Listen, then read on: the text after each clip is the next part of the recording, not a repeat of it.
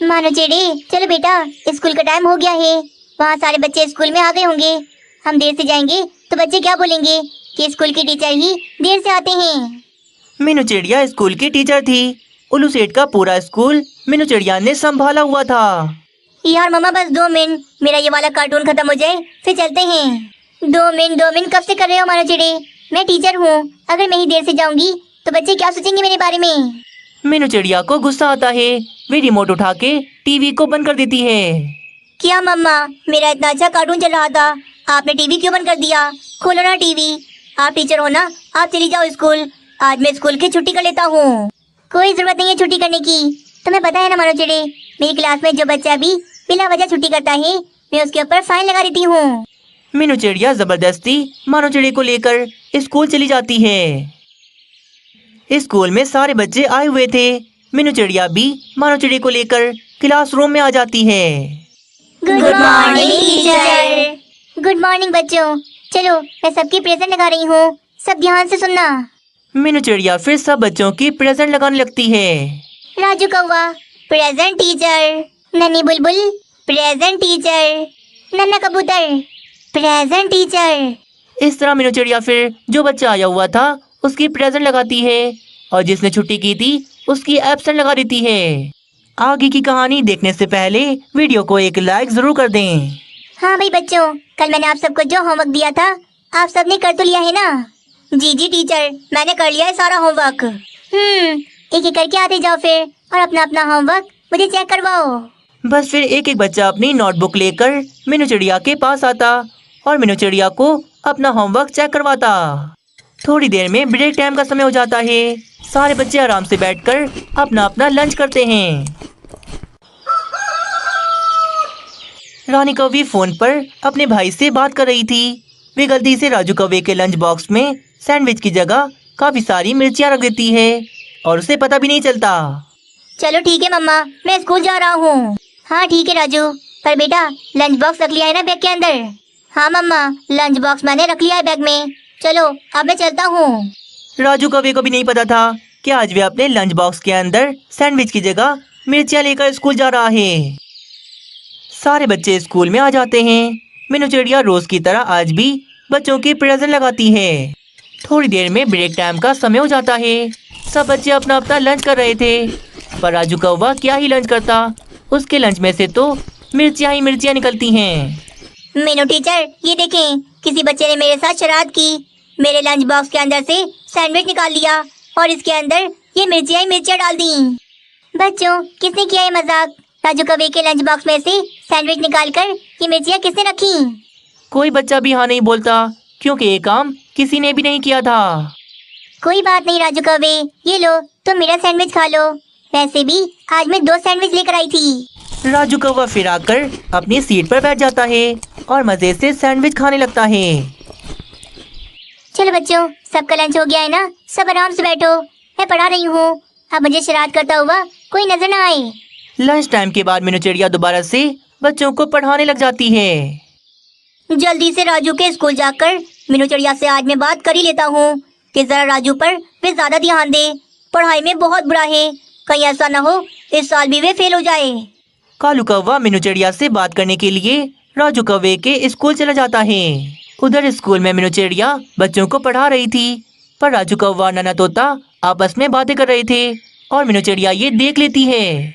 राजू कौवे, नन्हे तोते, मैं यहाँ पर कब से पढ़ाई जा रही हूँ और तुम दोनों ये क्या आपस में बातें कर रहे हो? अब मुझे कोई बच्चा भी बातें करता हुआ नजर न आए, वरना मेरे पास ये जो मिर्चियाँ रखी हुई हैं, ये सारी मिर्चियाँ मैं उसे खिलाऊंगी। मीनू चिड़िया इस तरह बच्चों को डांट रही थी। कालू कौवा भी खड़ा ये सब देख रहा था। बाप रे बाप, मीनू चिड़िया कितनी जालिम है, हमारे बच्चों पर कितना अत्याचार करती है ये। बच्चों को सजा देने के लिए इसने अपने पास ये लाल मिर्चियाँ रखी हुई हैं। बाप रे, ऐसा भी करता है क्या कोई? कालू कौवा तो उल्टा ही समझता है, उसे पता ही नहीं था कि वे सारी मिर्चियाँ तो राजू कौवे के लंच बॉक्स से निकली हैं। कालू कौवा फिर गुस्सा होकर प्रिंसिपल ऑफिस की तरफ चले जाता है। उल्लू प्रिंसिपल, मेरे बेटे राजू का नाम आप स्कूल से काट दें। मैंने नहीं पढ़ाना अपने बेटे को यहाँ पर। आपके स्कूल के अंदर पता भी है बच्चों पर कितना अत्याचार होता है। क्या बोल रहे हो कालू कौवे? मेरे स्कूल के अंदर ऐसा कुछ भी नहीं होता। मैंने तो सख्ती से मना किया है कि बच्चों को जरा सा हाथ भी न लगाया जाए। मैंने मीनू टीचर को मना किया हुआ है कि वे बच्चों को बिल्कुल न मारे, से बच्चों को डांटे। डांटे? डांटना तो बहुत दूर की बात है। आपके स्कूल के अंदर हमारे बच्चों पर जुल्म हो रहा है। अगर आपको यकीन नहीं आता तो चलो, आप मेरे साथ चलो। कालू कौवा फिर उल्लू प्रिंसिपल को लेकर क्लासरूम की तरफ चला जाता है। ये देखें उल्लू प्रिंसिपल, आपकी इस मीनू टीचर ने अपने पास ये कितनी सारी मिर्चियाँ रखी हुई हैं। जो बच्चा भी गलती करता है उसे ये मिर्चियाँ खिलाती है। अब बताए ना, ये जुल्म नहीं है तो और क्या है? मैं अपने बच्चे को अब यहाँ पर बिल्कुल नहीं पढ़ाऊंगा। मीनू चिड़िया, क्या है ये सब? मैं तुम्हें सख्ती से बच्चों को मारने के लिए मना किया था, तो तुम बच्चों को सजा देने के लिए ये मिर्चियाँ लेकर आ गई। अरे उल्लू प्रिंसिपल, आप गलत समझ रहे हैं। ये मिर्चियाँ मैं नहीं लाई यहाँ पर। झूठ ना बोलो मीनू चिड़िया, तुम अब पकड़ी गई हो ना, तो अभी ऐसा बोल रही हो। मीनू चिड़िया, मैं तुम्हें अभी के अभी अपने स्कूल से निकालता हूँ। कहीं और जाके काम करो। मुझे अपने स्कूल में ऐसी टीचर नहीं रखनी जो बच्चों पर इतना जुल्म करे। अरे उल्लू प्रिंसिपल, मैं आपसे कह रही हूँ ना, ये सारी मिर्चियाँ लेकर मैं यहाँ पर नहीं आई, बल्कि ये सारी मिर्चियाँ तो राजू कौवे के टिफिन बॉक्स से निकली हैं। हाँ प्रिंसिपल सर, ये सारी मिर्चियाँ तो मेरे टिफिन बॉक्स से ही निकली हैं। पता नहीं कहाँ से आई, लगता है मेरी मम्मा ने ही गलती से रख दी होंगी। देखा, मैं आपसे कह रही हूँ ना, मैं भला ऐसा क्यों करूँगी? मैं तो बच्चों को बिल्कुल नहीं मारती, बस बच्चों को डांटती हूँ। हाँ प्रिंसिपल सर, हमारी मीनू टीचर बहुत अच्छी है, हमें कभी भी नहीं मारती। देखा कालू कौवे, मैंने कहा था ना तुमसे, मेरे स्कूल में ऐसा हो ही नहीं सकता। अब कालू कौवे की गलतफहमी दूर हो गई थी। कालू कौवा फिर मीनू चिड़िया से राजू कौवे की जो बात करने आया था वो बात करता है। क्या करूं ऐसा जिससे मेरे पास बहुत सारे पैसे आ जाएं? कुछ तो तुझे ऐसा करना पड़ेगा कालू, अपने दिमाग की बत्ती जला और कुछ सोच। तभी कालू कौवा देखता है कि सामने से मांस से भरी हुई गाड़ी जा रही थी। अरे, इतना सारा मांस, पर ये इतना सारा मांस कहाँ जा रहा है? मांस के भरे हुए ट्रक को देखकर कालू कौवे की दिमाग की बत्ती जलती है और उससे बढ़िया सा उपाय आ जाता है। कालू कौवा तो उस गाड़ी के सामने आ जाता है और उसे रोक देता है। भैया सुनना जरा, मुझे आपसे कुछ काम है। आप गाड़ी से उतर कर जरा बाहर तो आना। अरे क्या काम है तुम्हें मुझसे कौवे? बालू चील ने ऑर्डर पर ये सारा मांस मंगाया है, मुझे जल्दी से ये पहुंचाना है उसके घर पर। मेरी बात तो सुनो तुम, मुझे तुमसे बहुत जरूरी काम है, जरा गाड़ी से उतर कर बाहर तो आओ। जग्गू पक्षी जैसे ही गाड़ी से उतरकर बाहर आता है तो कालू कौवा एक डंडा उसके सर पर मारता है और जग्गू पक्षी तो वहीं पर बेहोश हो जाता है। पड़ गया महंगा गाड़ी से उतरना। अब ये सारा का सारा मांस मेरा है, मैं इसे बेचकर बहुत सारे पैसे कमाऊंगा। शातिर कालू कौवा मांस से भरी गाड़ी लेकर फौरन वहाँ से भाग जाता है। एक काम करता हूँ, पहाड़ों की और जो राशि चील रहती है, ये सारा मांस ले जाकर उसे बेच देता हूँ। बहुत पैसे वाली है वे चील, मांस को देखकर बहुत ज्यादा खुश हो जाएगी और मुझे दुगने दाम दे देगी इसके। बस फिर क्या, कालू कौवा वे ट्रक लेकर सीधा पहाड़ों की ओर चला जाता है और वे सारा मांस लेकर वे राशि चील के पास आ जाता है। राशि चील, ये देखो, मैं तुम्हारे लिए कितना सारा मांस लेकर आया हूँ। बताओ, खरीदोगी ना मुझसे? मांस से भरे हुए ट्रक को देखकर तो राशि चील के मुंह में पानी आ रहा था। भूख तो मुझे बहुत लगी है और मांस खरीदने के लिए मैं बाजार तो जा ही रही थी। अच्छा हुआ तुम आ गए यहाँ पर ये बताओ, मांस तो ताज़ा है ना? कहीं सड़ा हुआ मांस तो लाकर नहीं दे रहे मुझे। क्या बात करती हो राशि चील, मेरा रोज का काम है ये, आंखें बंद करके लो, ताजे से भी ताज़ा मांस है ये। ठीक है, फिर मैं तुम्हें अभी घर से पैसे लाकर दे देती हूँ। थोड़ी देर के बाद राशि चील काफी सारे पैसे लाकर कालू कौवे को दे देती है और कालू कौवे का तो एक ही दिन में इतना ज्यादा फायदा हो गया था।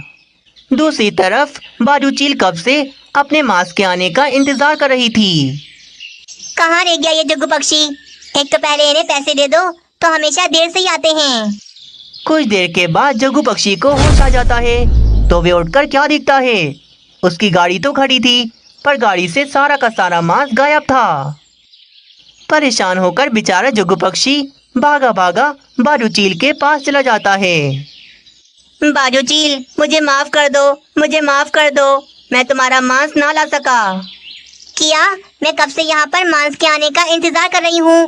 भूखी बैठी हूँ मैं कब से। पैसे तो तुमने पहले ले लिए, पर मेरा मांस कहाँ है? तुम लेकर क्यों नहीं आए? बाजू चील, मैं मांस से भरी गाड़ी लेकर तुम्हारी तरफ आ रहा था, तभी अचानक रास्ते में एक कौवे ने मुझे रोका और मुझे गाड़ी से निकालकर मेरे सर पर डंडा मारा। मैं बेहोश हो गया। बस उसके बाद वे मेरी गाड़ी से सारा का सारा मांस चुरा कर भाग गया। किया, मेरा सारा मांस एक कौवा लेकर भाग गया। कौन है वे चोर कौवा? मुझे उसका नाम बताओ जल्दी, मैं उसे छोड़ूंगी नहीं। मैं नहीं जानता उसे, मैंने तो उसे पहली बार देखा था। जरूर वे पास वाले मेठू महाराज के जंगल में ही रहता होगा। अब तो उसे ढूंढना बहुत ही आसान है। एक बार हाथ लग जाए उसे कच्चा चबा जाऊंगी। गुस्से में भूखी बाजू चील उस कौवे को ढूंढने के लिए मिठू महाराज के जंगल में चली जाती है। भैया, आप कब आओगे मेरे घर? मुझसे मिले हुए पूरे 2 साल गुजर गए, पर आप तो मेरे घर आते ही नहीं। देख रही हूँ मैं सब। जब से आपकी शादी कराई है, भाभी ने तो पूरा आपको अपने वश में कर लिया। अरे नहीं नहीं रानी, ऐसा कुछ भी नहीं है। तुम्हारी भाभी तो अभी है भी नहीं घर पर, वे तो अपने मैके रुकने गई है। तो भैया आप आ जाओ ना मुझसे मिलने, मैं आपका रोजाना इंतजार करती हूँ। आऊँगा आऊँगा रानी, मैं तुमसे मिलने जरूर आऊँगा और आकर तुम्हारे हाथ के मजेदार रसगुल्ले खाऊंगा। हाँ भैया, जल्दी आना, मैं आपका बहुत इंतजार कर रही हूँ। अरे रानी, फोन रखो ना, देखो मैं तुम्हारे लिए गरम गरम बर्गर लेकर आया हूँ। अच्छा भाई, मैं बाद में बात करती हूँ आपसे। रानी कौवी फोन रख देती है। फिर कालू कौवा और रानी कौवी मजे से बर्गर खाते हैं। कितना याद कर रही थी मुझे। चलो आज मैं अपनी बहन रानी के घर चला ही जाता हूँ। उसे सरप्राइज देने में बहुत मजा आने वाला है। सरप्राइज देने रानी कौवी का भाई आज ही मिठू महाराज के जंगल चला जाता है।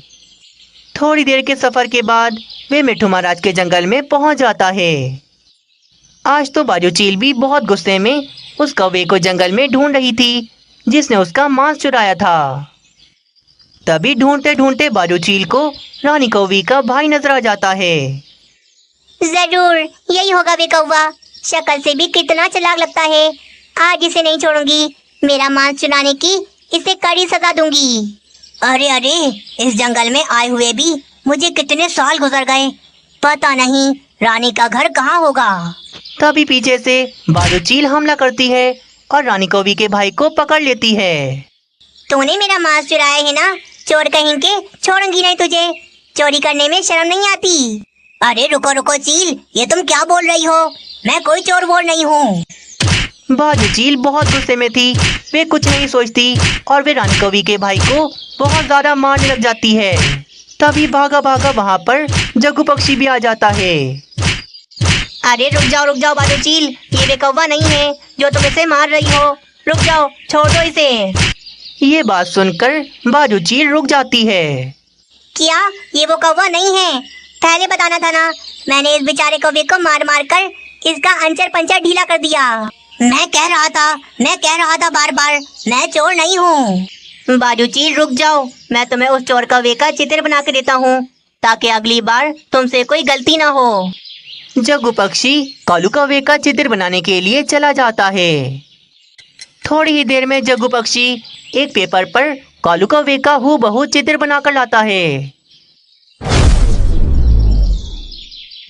यह है वे चोर कौवा, इसी ने मेरे सर पर डंडा मार के मुझे बेहोश कर दिया था।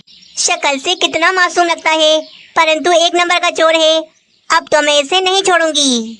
कालू कौवे का चित्र देखकर रानी कौवी का भाई तो फौरन से पहचान लेता है। अरे अरे, इस कौवे को तो मैं बहुत अच्छे से जानता हूँ। ये तो मेरा साला है। चोरी इसने की और मार मुझे पड़ी। कालू कौवे, तेरी तो खैर नहीं। बाजू चील तो बाद में, पहले तो मैं तुझे नहीं छोड़ूंगा। तुम जानते हो ना इसे। चलो चलो, मुझे इस कौवे के पास ले चलो। हाँ मैं ले चलता हूँ। मुझे कालू कौवे का घर ठीक से याद नहीं, पर वह रहता इसी जंगल में है। हम ढूंढेंगे तो मिल जाएगा उसका घर। बस फिर रानी कौवी का भाई बदला लेने के लिए बाजू चील को साथ लेकर कालू कौवे के घर चला जाता है। हाय रे, मेरे भैया आ गए। कालू जी देखो, मेरे भैया आ गए। इतना बड़ा सरप्राइज दिया आपने मुझे। भैया, आज मैं आपके लिए मीठे मीठे रसगुल्ले बनाऊंगी। हाँ हाँ मेरी बहन, जरूर बनाना। पर अभी मुझे तुम्हारे पति से बहुत जरूरी काम है। हाँ हाँ, बोलो बोलो भैया, आपको मुझसे क्या काम है? वैसे अब आप मुझसे पैसे मांग सकते हो, क्योंकि आपके साले के पास बहुत पैसे आ गए हैं। मान से भरा ट्रक मैंने मंगवाया और चोरी तूने किया। दुष्कौवे, तेरी वजह से मैंने इस मासूम कौवे को भी कितना मारा। किया? तुमने भाई को मारा? वैसे अच्छा ही किया, भैया की थोड़ी पिटाई तो होनी ही चाहिए थी। बहुत हंसी आ रही है ना तुझे? अभी तेरी ये हंसी रोने में बदलता हूँ। बस फिर क्या, रानी कौवी का भाई और बाजू चील दोनों ही मिलकर कालू कौवे की जमकर पिटाई लगाते हैं। इस तरह कालू कौवे को चोरी करने की सजा मिलती है और इस मार को वे हमेशा याद रखता है। जंगल में सख्त सर्दी का मौसम चल रहा था। सारे के सारे पक्षी धूप में खड़े आपस में बातें कर रहे थे। भाई, इस बार की सर्दियों ने तो हमारा हाल बुरा कर दिया। कितनी ज्यादा ठंड होती है हमारे घरों में। हम तो हीटर भी नहीं ले सकते, कितना महंगा होता है वो। चलो हम सब जाकर अपने अपने लिए कंबले ले आते हैं, कम से कम रात को हमें ठंड तो थोड़ी कम लगेगी। हाँ कालू कौवे, तुम ठीक कह रहे हो। कंबले तो हमें खरीदनी ही पड़ेंगी, क्योंकि कंबल के बिना तो अब हमारा गुजारा नहीं है। चलो ना फिर जल्दी से जाकर कंबले ले आते हैं, वरना रात हो जाएगी। और सबको तो पता है ठंड में रात गुजारना कितना ज्यादा मुश्किल है। पक्षियों चलो दूसरे जंगल में उल्लू सेठ की दुकान पर चलते हैं, वहाँ से हमें अच्छी कंबलें मिल जाएंगी। फिर सारे पक्षी कंबल लेने के लिए दूसरे जंगल की ओर निकल जाते हैं। उधर दूसरे जंगल में उल्लू सेठ की दुकान पर तो काफी नए और ब्रांडेड कंबल आए हुए थे। ओए ओए गरीब पक्षी, तुम ये मेरी दुकान के सामने ठेले के ऊपर कंबले लेकर क्यों बैठे हुए हो? ये मेरी जगह है, चलो चलो हटाओ यहाँ से ये सब। क्यों क्यों जाऊँ मैं यहाँ से? मैं तो यहीं खड़े होके ये सारी कंबलें बेचूंगा। मेरे भी छोटे छोटे बच्चे हैं, मैं भी उनका पेट पालने के लिए यहाँ पर कब से खड़ा हूँ। बहुत आवाज निकल रही है तेरी। अब तो जैसे गरीब पक्षी मेरे सामने खड़े होके बोलेंगे। रुक जा बेटा, तुझे तो अभी बताता हूँ। उल्लू सेठ को बहुत ज्यादा गुस्सा आता है। वे गुस्से में उस गरीब पक्षी का ठेला उलट देता है। सारे के सारे कंबल नीचे जमीन पर गिर जाते हैं। अरे रे, ये क्या कर दिया तुमने? ये कैसी दुनिया है? यहाँ तो गरीब पक्षियों को कोई जीने नहीं देता। चल चल भाग जा यहाँ से। आइंदा की बात अगर तूने मेरी दुकान के सामने ये ठेला लगाया तो इससे ज्यादा बुरा करूंगा अगली बार। बेचारा गरीब पक्षी अपनी सारी कंबलें ठेले पर रखकर वहाँ से चला जाता है। आया बड़ा मेरा मुकाबला करने वाला, अपनी बेकार सस्ती कंबलें मेरी दुकान के सामने बेचेगा तो पक्षी तो इसी से खरीदेंगे, और मेरी महंगी कंबलें कौन खरीदेगा फिर? आज इसे अच्छा मजा चखा है, आइंदा के बाद कभी मेरी दुकान के सामने नजर नहीं आएगा। कुछ देर के बाद सारे के सारे पक्षी कंबल लेने के लिए उल्लू सेठ की दुकान पर आ जाते हैं। उल्लू सेठ, हम सबको अच्छी अच्छी कंबलें दिखाओ। हम सारे पक्षी हर साल तुमसे ही कंबल आकर खरीदते हैं, इसीलिए हमने सोचा कि इस साल भी हम तुमसे ही खरीद लें। अरे वाह वाह, ये तो अच्छा किया कि तुम सारे पक्षी यहाँ पर आ गए। रुको जरा, मैं अभी अच्छी अच्छी कंबलें दिखाता हूँ। हाँ, मोटी मोटी कंबलें दिखाओ ताकि रात को हमें ज्यादा ठंडी न लगे। पक्षियों को उल्लू सेठ फिर सबसे ज्यादा भारी और मोटी कंबलें दिखाता है। पक्षियों, एक बात मैं पहले ही बता दूं, इस साल इन कंबलों के दाम पिछली बार जैसे नहीं हैं, क्योंकि इस साल की कंबलें बहुत ज्यादा मोटी और गर्म हैं, इसीलिए ये थोड़ी सी महंगी हैं। क्या मतलब उल्लू सेठ, ये कंबलें कितनी महंगी हैं? पिछले साल ये मोटी कंबल 1200 रुपए की थी, पर इस साल अब ये कंबल 5000 रुपए की हो गई है, इसीलिए इससे कम में मैं बिल्कुल नहीं दूंगा। बाप रे, 5000 रुपए की एक कंबल! क्या हो गया उल्लू सेठ, क्या सारी कंबलों के पैसे हमसे ले रहे हो? तुम अगर 2000 ही बोल देते तो फिर भी ठीक था, पर तुमने तो सीधा 5000 बोल दिया। हाँ हाँ उल्लू सेठ, ये बात तो बहुत गलत है। 5000 रुपए की एक कंबल हम भला कैसे खरीदेंगे? देखो पक्षियों, मेरे पास दिन भर में बहुत से ग्राहक आते हैं। तुम पक्षियों को अगर ये कंबल नहीं चाहिए तो कोई नहीं, मैं हल्की वाली कंबलें दिखा देता हूँ, उन कंबलों के दाम भी कम हैं। उल्लू सेठ, मेरी बात का बुरा नहीं मानना, पर जो बात है सो बात है। जब से तुम्हारी ये दुकान चली है तुम्हारे अंदर तो घमंड आ गया है। गरीब पक्षियों को तो तुम कुछ समझते ही नहीं हो। हाँ उल्लू सेठ, हम तो तुम्हें बहुत ज्यादा ईमानदार समझते थे, तभी तो इतनी दूर से हम यहाँ पर सिर्फ तुम्हारे पास आए। हम सब पक्षी बहुत मेहनत से पैसे कमाते हैं, और एक कंबल के पीछे हम इतने सारे पैसे नहीं फेंक सकते। ठीक है भाई ठीक है, तुम सब पक्षी यहाँ से जा सकते हो, क्योंकि मैं तो अपनी कंबलें इतने दाम में ही बेचूंगा। जब तुम पक्षियों के बच्चे ठंड में मरेंगे तब देखना, तुम सारे पक्षी भागे भागे मेरे पास ही आओगे ये कंबल खरीदने। तुम्हारी भूल है ये, हम मर जाएंगे, पर तुम्हारी ये महंगी कंबलें खरीदने हम तुम्हारे पास दोबारा वापस से कभी भी नहीं आएंगे। गुस्सा होकर सारे के सारे पक्षी बिना कंबल लिए वहाँ से चले जाते हैं। जाओ जाओ पक्षियों, 2 दिन के बाद सारे पक्षी लौटकर वापस मेरे पास ही आओगे। अगर ना आए तो मैं अपना नाम बदल के पागल सेठ रख लूंगा। वहीं अपने जंगल में आकर सारे पक्षी बहुत ज्यादा गुस्से में बैठे हुए थे। हम कितनी मेहनत से उड़कर दूसरे जंगल गए थे, पर हमें क्या मिला? उल्लू सेठ ने तो हमें लूटने के लिए कंबलों के दाम ही बढ़ा दिए। हाँ मीनू चिड़िया, भलाई का तो जमाना ही नहीं रहा। सोचा था उल्लू सेठ हमारा जानने वाला है तो हमें कंबल लेने पर डिस्काउंट देगा, पर उल्टा वे तो हमें लूटने में लगा हुआ था। अब क्या करें पक्षियों, कंबल कहाँ से खरीदें? थोड़ी देर में रात हो जाएगी और पता है ना रात को कितनी ज्यादा ठंड बढ़ जाती है। चिंता न करो यार बुलबुल बहन, हम सब है ना कोई उपाय ढूंढ ही लेंगे। आज की रात हम ठंड में नहीं सोएंगे बिल्कुल भी। बस फिर रात हो जाती है। सारे पक्षी तो अपने अपने घरों में बैठे हुए थे, पर बाहर हवाएं काफी ज्यादा तेज चल रही थीं, जिसकी वजह से मीनू चिड़िया घर भी जोर जोर से हिल रहा था। मम्मा, बहुत ज्यादा ठंड हो रही है। और ये क्या, हमारा ये घर इतनी जोर जोर से क्यों हिल रहा है? मानो चिड़ी, बाहर हवाएं तो देखो कितनी ज्यादा तेज चल रही हैं। इसी वजह से हमारे ये घर भी जोर जोर से हिल रहा है। पर मम्मा, अगर इन तेज हवाओं की वजह से हमारा ये घर टूट गया तो ये तो सीधा हम पर ही गिरेगा। हाँ चलो चलो मेरे बेटे, हम जल्दी से घर से बाहर चलते हैं, वरना अगर ये घर टूट गया तो सीधा हम पे आके गिरेगा। मीनू चिड़िया फिर मानो चिड़े को लेकर फौरन से घर से बाहर आ जाती है, पर उन तेज हवाओं की वजह से वे घर पेड़ से नीचे गिर के टूट ही जाता है। हाय रे, हमारा घर नीचे गिर के टूट गया। कितनी मेहनत से मैंने रात दिन लगाकर ये घर बनाया था। मम्मा, अब हम कहाँ जाएंगे? ये ठंड तो बढ़ती जा रही है और देखो ना बर्फबारी भी शुरू हो गई।